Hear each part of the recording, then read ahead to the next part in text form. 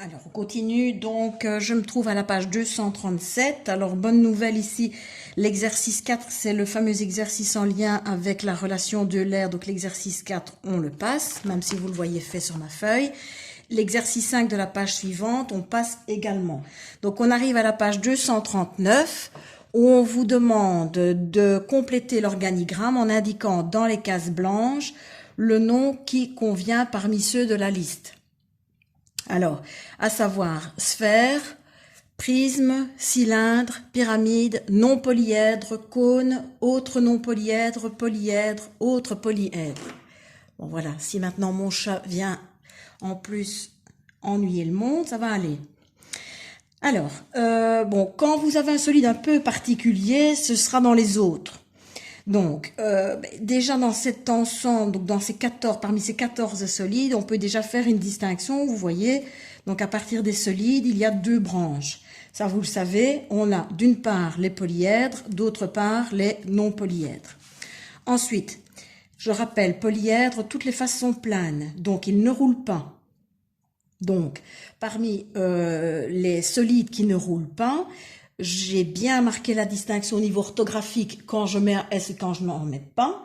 Donc, je vous invite à marquer une petite pause pour savoir à partir des trois branches, vous voyez qu'il y a trois branches, ce que vous devez indiquer dans chacune des branches. Donc, forcément, la troisième, ce sera pour les autres, les cas particuliers. Les deux autres, je distingue. Hein. Donc, une seule base, ça s'appelle. Deux bases identiques et parallèles, ça s'appelle.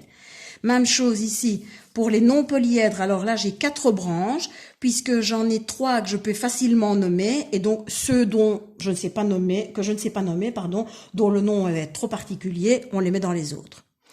Faites une petite pause pour pouvoir replacer les 14 numéros dans votre petit graphique, dans votre petit schéma. Voilà, donc on corrige.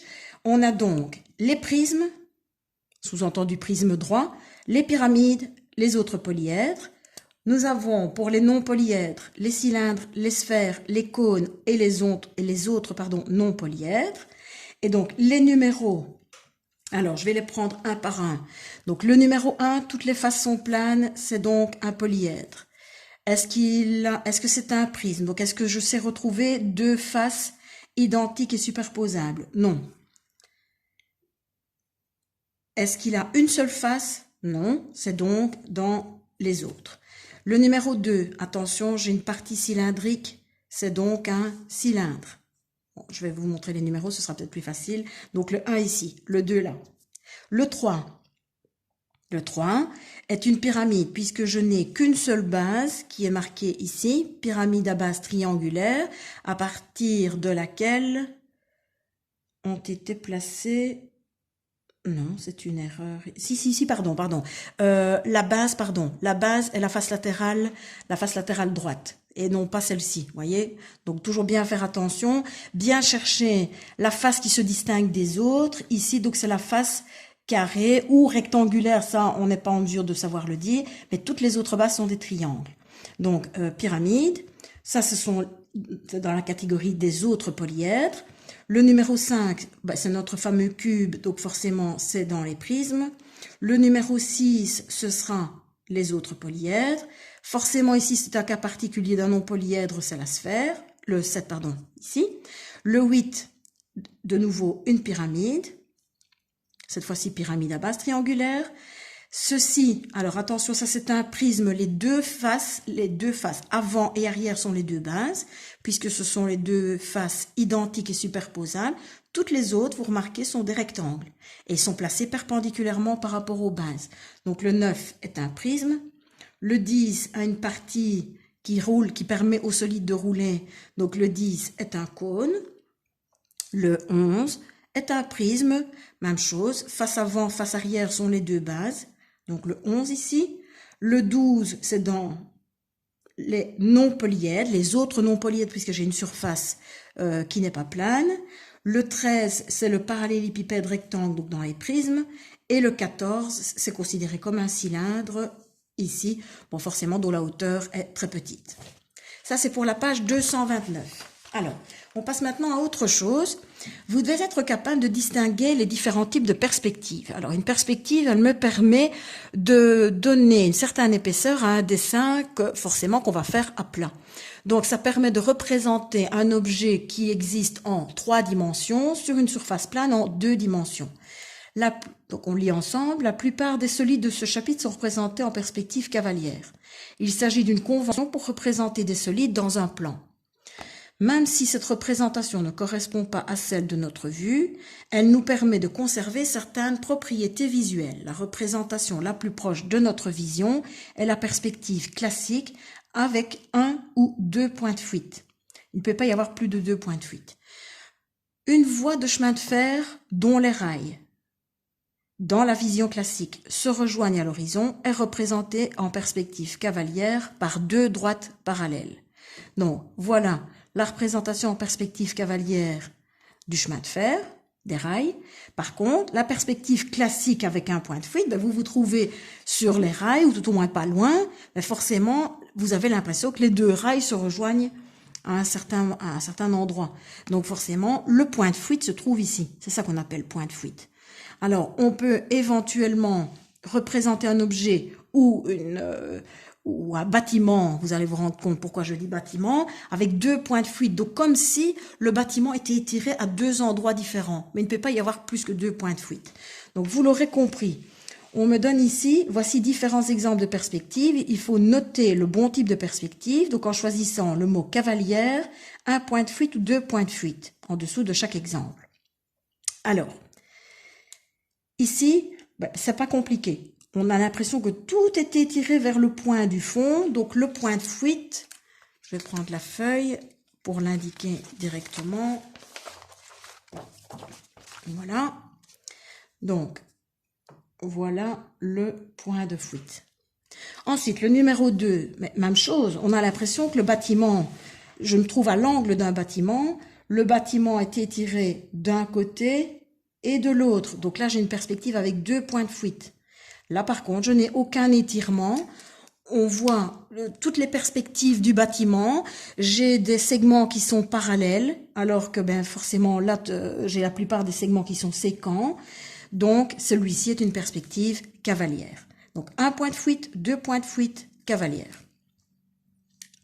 Alors, observe le cube, dont j'ai le nom ici, ci-dessous, et on doit compléter notre tableau.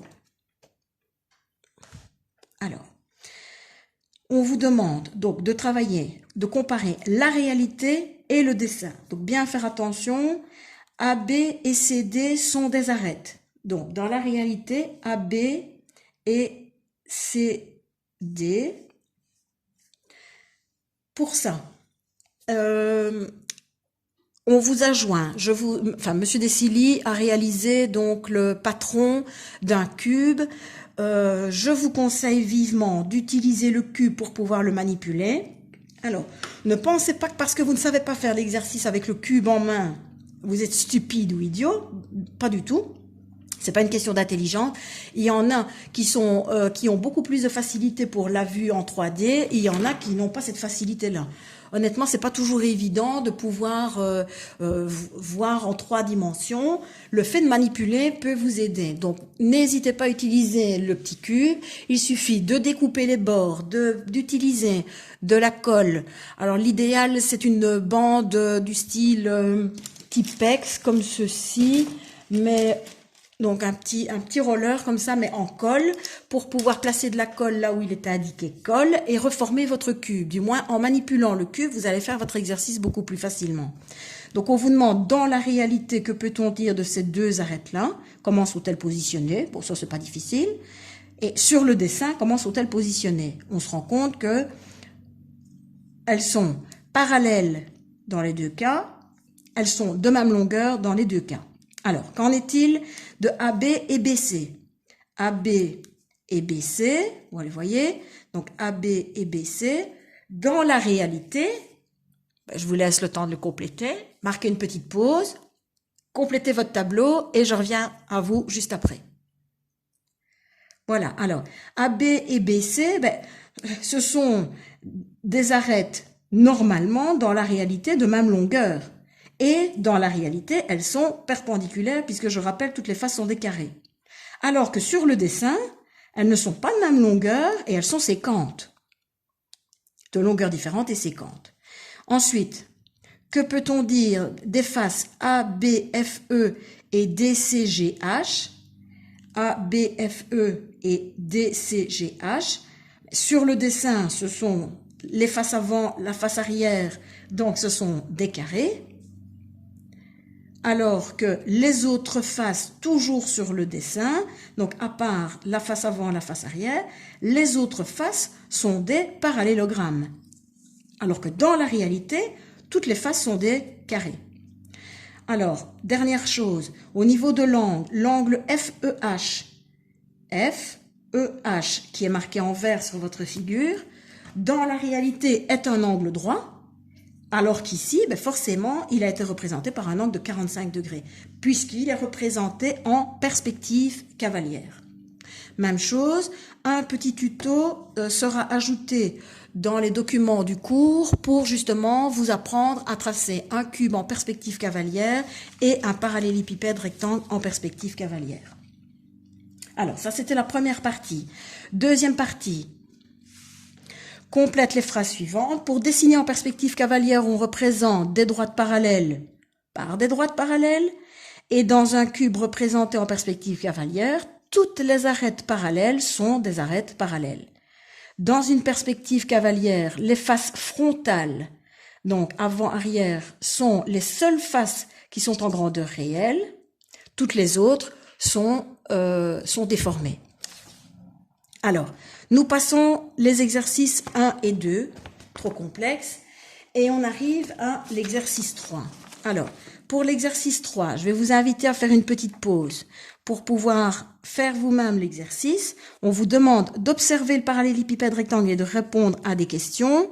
Attention, on vous demande une petite construction juste après.